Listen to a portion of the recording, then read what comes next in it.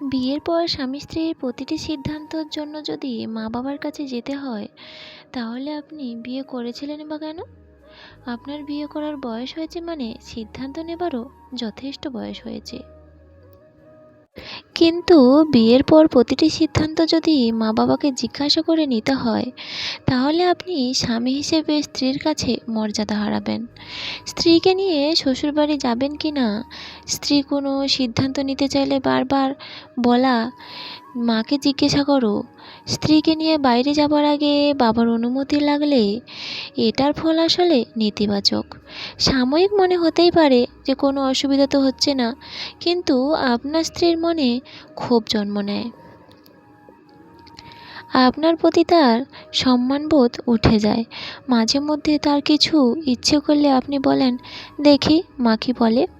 তখন হয়তো সে কিছু বলে না, কিন্তু মা যদি না করেন, মায়ের ওপর নয় বরং আপনার ওপর তার রাগ হয়। আপনি পারিবারিক গুরুত্বপূর্ণ সিদ্ধান্তে অবশ্যই মা ও বাবার পরামর্শ নেবেন, তাদেরকে শ্রদ্ধা করবেন। কিন্তু স্বামী হিসেবে আপনার যে কর্তৃত্ব আছে, সেই কর্তৃত্বের চর্চা আপনি করুন, আপনার মা বাবাকে করতে দেবেন না। তাহলে স্ত্রীর কোনো আবদার নাকচ করতে চাইলে তাকে বুঝিয়ে আপনি নাকচ করুন। নিজের মা বাবাকে ইনভলভ করে যখন দাম্পত্যের জীবনে সিদ্ধান্ত নেবেন, কোনো এক সিদ্ধান্ত ভুল হলে স্ত্রী আপনার সিদ্ধান্ত গ্রহণের প্রক্রিয়া নিয়ে প্রশ্ন তুলবে। ঠিক তেমনি স্ত্রীর বেলায়ও স্ত্রীরা বেশি কথা বলে মা ও বৌদির সাথে, সেগুলো শেয়ার করে। স্বামী কী করলো, কী বললো, স্বামীকে এটা কিভাবে বলবে, এটা কিভাবে চাইবে, এগুলো নিয়ে সে মা ও বৌদির সাথে কথা বলে।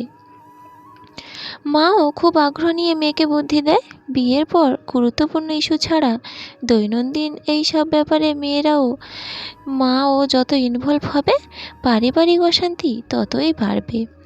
মা যদি জিজ্ঞাসা করে, এটা বলার পর জামাই কি বলল, স্ত্রীর তখন স্পষ্টভাবে বলা উচিত, সরি মা, আমাকে কি বলেছে সেটা আমি তোমায় বলতে পারবো না।